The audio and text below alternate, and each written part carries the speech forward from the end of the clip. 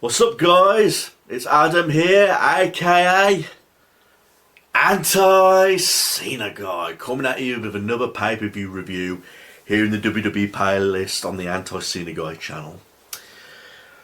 WrestleMania is approaching, everybody, and I just want to get back into the feel of reviewing these WWE pay-per-views. I want to take a break from reviewing movies for a while. So,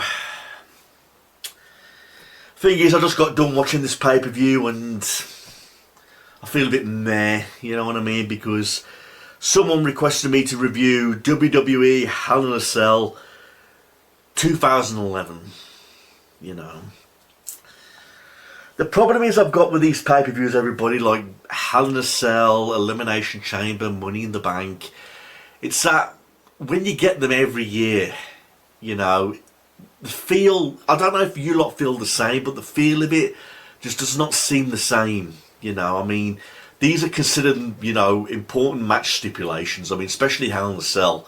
You know, when the Hell in a Cell was first introduced into WWE, it was considered the most barbaric, violent match of all time. You know what I mean? You know, the first Hell in a Cell was Undertaker and Shawn Michaels, and what a great match it was and how violent it was. Since then, we've had Undertaker versus Mankind, we've had Cactus Jack versus Triple H, you know, we've had loads of memorable Hell in a Cell matches, and they've all had one thing in common: they were barbaric, they were violent, and the Hell in a Cell only happened once in a while, you know, because it was that much of a special match, and it was that considered of a barbaric match. You know, it's supposed to be a match where rivalries end, you know, and starting new chapters, etc. And it considered like a, oh my fucking god, type of match, you know, because when they announce Hell in a Cell, you go, oh, fuck, Hell in a Cell. But now they've got a pay-per-view Hell in a Cell and it happens every year. It doesn't feel like a barbaric match. It doesn't feel like a career-defining match. It doesn't feel like a match where rivalries end, if you get what I mean. Because this is a typical example of like a random Hell in a Cell match, and when you have Hell in a Cell every year, it takes away the feel. You know, it doesn't feel like an important match. So when Hell in a Cell's over, you think to yourself, oh look, we're going to see another Hell in a Cell match next year, and it just doesn't feel the same. But this pay-per-view Hell in a Cell 2011, it was in the fucking PG era, you know, and how the fuck can you have a barbaric, violent Hell in a Cell match in the PG era? You know, especially when there's no blood or real hard-hitting moments or any of that shit. In the first match, Sheamus defeated Christian, and this was like a slow build. I mean, it was an okay match, but again, it's not the type of match that had like the pay-per-view feeling. It was okay. I like Sheamus. I like Sheamus as a heel, of course. I like Christian. You know, Christian goes way back to the Attitude Era.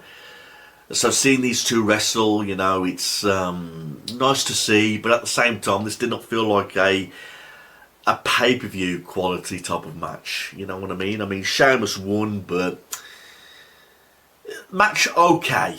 You know, nothing special, nothing terrible, but just an okay match.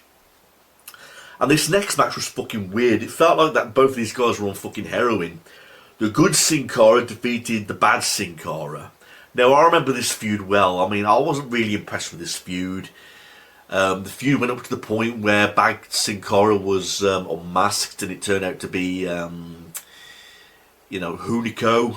I remember that very well. And then he had that tag team where he used to come out on that bicycle.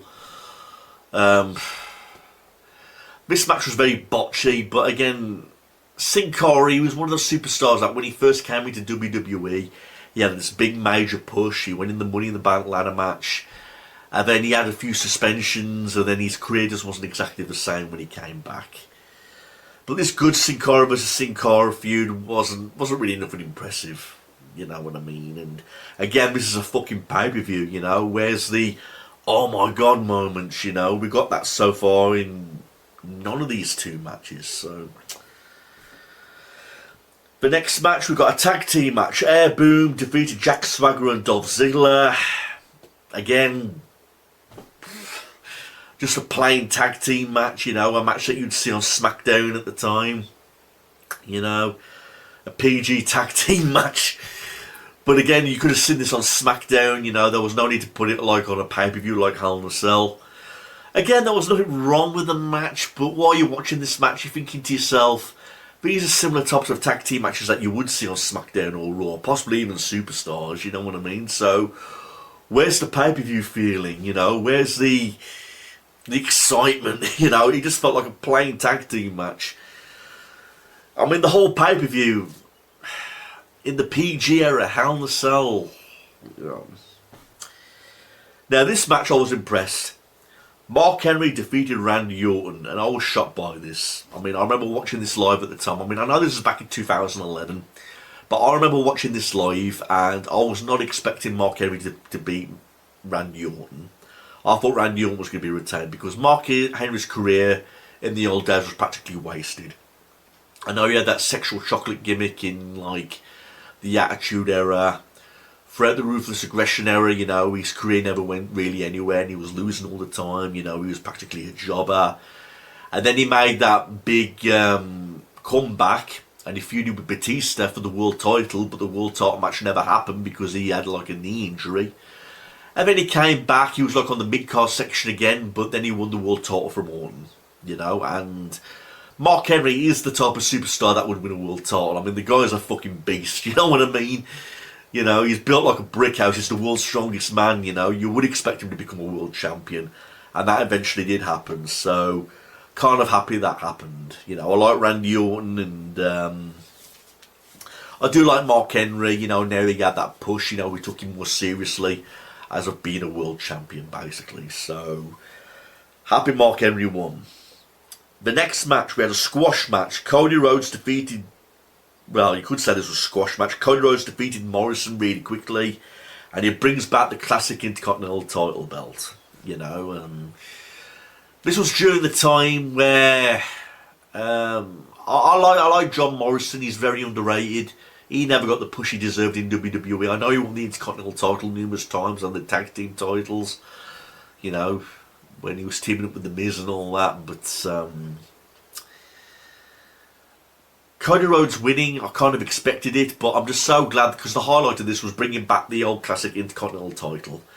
Now, I currently do not like the Intercontinental title right now in WWE. I mean, it looks like the Undisputed title, but like a second downgrade. That's just my honest opinion. I like the classic Intercontinental title belt. It looks more like a belt. It's a beautiful design and beautiful championship. And for Cody Rhodes to bring that back, I was really impressed. So, kudos to him for that. Next match, Beth Phoenix defeated Kelly Kelly. I love seeing the women in action, even though it is a fucking PG show. You know what I mean? I like Beth Phoenix, I like Kelly Kelly, so I didn't really mind who won this match. But Kelly was like, if I remember, she was like on this big winning streak of defeating Beth Phoenix all the time. And I think this is where Beth Phoenix finally got the victory over Kelly Kelly. And again, I was happy for her. It was a nice women's match to see. You can't fucking beat watching women grapple in the ring. At least in my fucking opinion, I love watching the women wrestle. And not only that, I think the women deserve more credit. You know, they work just as hard as the guys do. You know, and the boys are a little bit more fragile than the guys because they're winning, you know what I mean? So, the match itself was fine. You know, I always enjoy seeing the women get at it. You know what I mean? It's a guy thing. And in the main event, a triple threat match, Hell in a Cell, PG Hell in a Cell. Alberto Del Rio defeated Cena and Punk to become the new champion. And I'm so fucking glad Cena lost the title. Because this was the time when I had so much despise for John Cena. You know, and just witness him losing a world title at a pay-per-view made me happy. I mean, fucking Alberto Del Rio locked John Cena out the cell, and then he hits CM Punk with a pie, pins Punk, and he becomes the champion. So Cena didn't really lose the championship by getting beaten, but just seeing the look on Cena's face, I'm like, yeah, fuck you, Cena. You know what I mean? You lost the belt, finally, you bastard, but I know you're going to win it back, but still, it was nice to see John Cena lose the title, you know. That's why I tuned into most of the pay-per-views most of the time, because you just knew Cena was going to win. You knew he was going to walk in as a champion, but you just wanted to tune in just to see Cena lose, and I was one of those Cena haters at the time. But it was nice reliving the good old days of seeing Cena's face going, you know, being gobsmacked after fucking losing the title. And like I said, this was a PG Hell in a Cell match. You know, there was no blood or anything, but you know, I'm happy Alberto Del Rio won. I like Punk, but seeing Alberto Del Rio using his brains and locking Cena out the cell was a nice little turn. So, fuck you, Cena. And then to end this pay-per-view, we had Miz and R-Truth causing some kind of fucking mayhem. They're coming down to the cell. The whole locker room wants to kick their asses. The cell got lowered, and they get arrested. And the commentators are there. They made a statement. I don't know what kind of statement they made, because Triple H arrived and he beat the shit out of them. So, whatever statement that was, I have no fucking idea. But Miz and R-Truth get arrested. It was good to see the little segment, but at the same time, you know, it was like kind of meh. You know what I mean? You know, PG style arresting. You know what I mean? So I don't know what more I can say. I mean, it's never nice going back to these pay-per-views knowing that they're in the PG area, because you can see some really cheesy shit. You know what I mean? And we just watched a PG Hell in a Cell match. You know. A match that is supposed to be considered the most barbaric career-ending match. And we see three guys from the PG era, you know, fucking going after the belt. So, in a way, I'm glad the pay-per-view's over. I mean, overall, it was an okay pay-per-view. But like I say, I don't look forward to seeing these Hell in a Cell matches every year. They should go back to saving the Hell in a Cell for career-ending matches, basically. Ending feuds like they did in the old days. I mean, in the PG era, they even fucking painted the cell red just to try and convince the fans that it's still dangerous. You know what I mean? If not now, then ever before, and it's just not the same. So, okay, pay-per-view for a PG show, I guess.